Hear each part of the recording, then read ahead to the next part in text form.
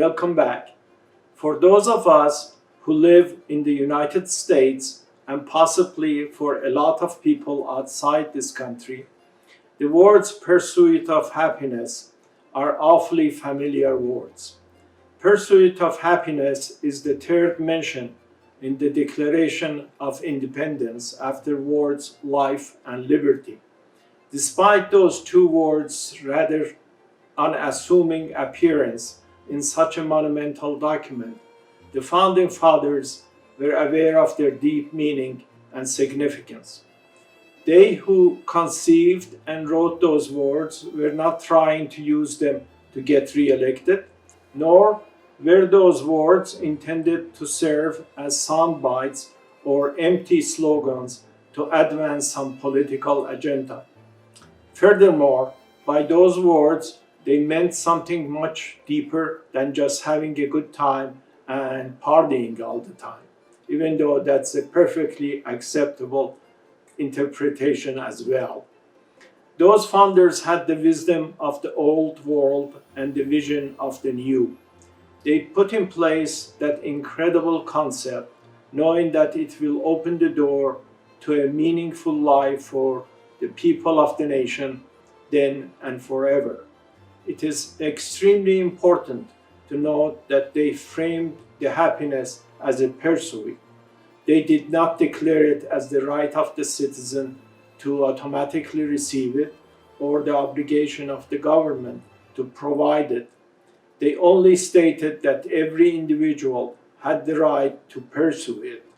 While those words carried a declaration of a right, they also implied a declaration of a responsibility and duty, meaning those words put the burden of achieving happiness on the individual.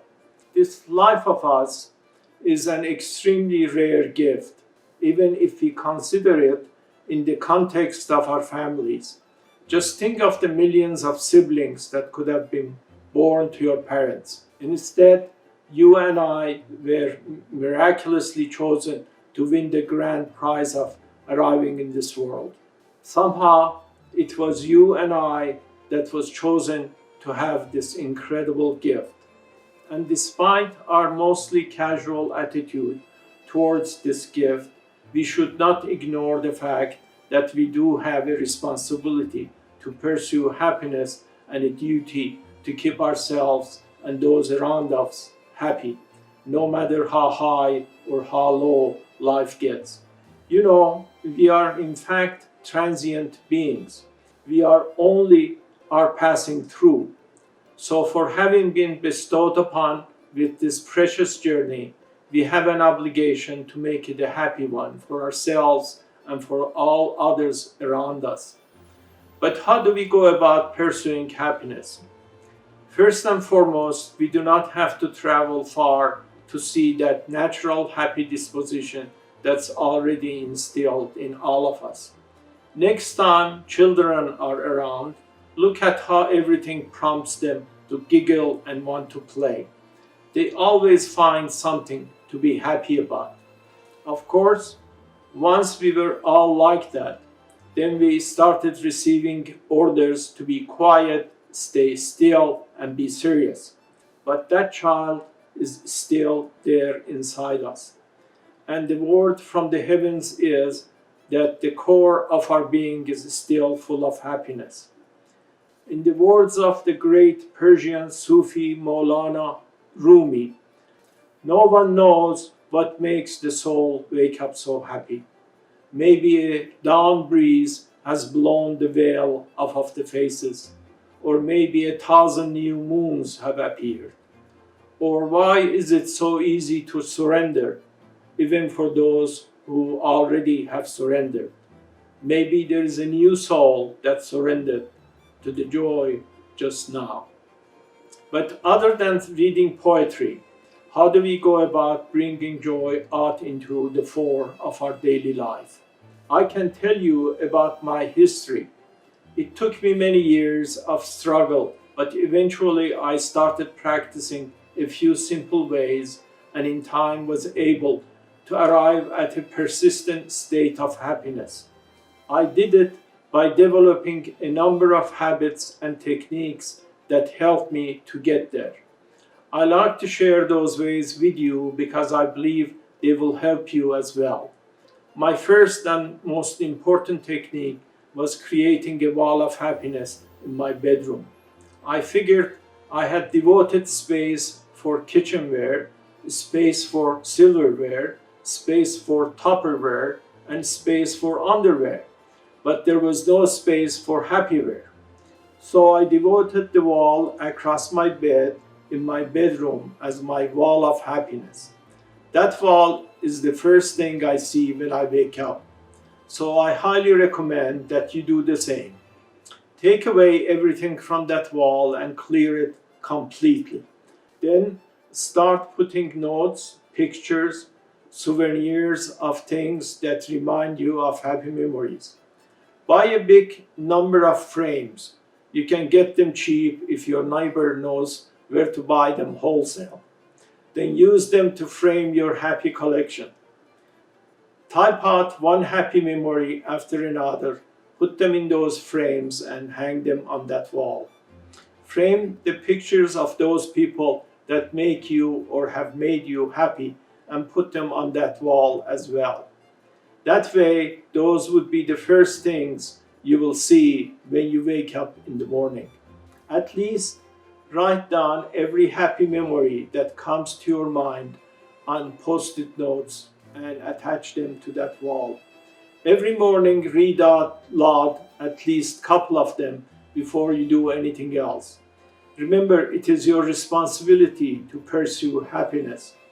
My other technique is the use of what I call diary of happiness. Forever, I kept a diary of my life. When I came up with the idea of the diary of happiness, I went through my old diary and wrote down only my happy memories in that new one. After all, who wants to be reminded of the bad and sad memories? So you do the same thing. Keep a notebook next to your bed. Every night before you go to sleep, write down a happy event from that day or a happy memory from the past in that notebook. Those entries do not have to be in chronological order. Just write them down in the order they come to your mind. Every chance you get, read a couple of pages of that notebook. Trust me, that would be a worthwhile pursuit. Another technique I use is what I call 6 o'clock good news. I am sure you have seen how the news in the evenings starts with all the bad news. And then, after almost 30 minutes of being told how the sky is falling and how the world is ending, if they run out of things to say, they may finish by saying something pleasant or by showing something happy. So I made it a rule for myself that I will block that time frame and allow only good news to fill the air. So what I like to recommend to you is to allocate the 6 to 6:30 of every evening only to the good, happy, and beautiful words. No matter how difficult of a day you may have had, in that time frame, tell only the good and pleasant news to your family and to those that happen to be around you. Even if you are not home yet, make it illegal to think, speak, or act unhappy during that time. If you live alone, take your diary of happiness notebook and write down something happy about that day. Something as simple as how you enjoyed the sunshine that day or how the rain that day made the trees look greener. Of course, you can dismiss all these suggestions as childish and boring. But then again, I must repeat that for the rare and precious life we have been gifted with, we have a responsibility and in fact the duty to keep ourselves and those around us happy. We are transient beings. We are only passing through, and at the end, only memories stay. So we better make sure that those memories are of generating happiness and spreading kindness, for that is the only way we get to live forever in the minds of those that we love the most. This is a short life. It would be such a waste if you do not extract happiness from every fleeting moment of your life. In the words of the great Persian poet Khayyam, as the cock crew at dawn, those who stood before the tavern shouted, "Open then the door. You know how little while we have to stay, and once parted may return no more." I'd like to ask you to try something for me. I want you to smile broadly for a few seconds. Now go back to normal. Now frown very seriously for a few seconds. Now go back to normal. Now smile and frown at the same time. I bet you anything that you started laughing, which goes to show that happiness always wins over sadness. Meaning, if you want to win over the unpleasant and the ugly, you must start practicing and pursuing happiness. I promise you that nothing else will make you look more attractive than you being happy all the time. Make the happiness a lifetime habit, and make the daily pursuit of happiness a lifetime duty. May the happiness come to you and never leave you, and may all your pursuits result in happy conclusions, so you can always be a truly complete being. I thank you very much for watching this video. Goodbye, happy day, happy life, and see you soon. If you practice happiness, soon it will become a habit. If you practice kindness, soon that will become a habit too. And if you practice beauty, you will become beautiful forever.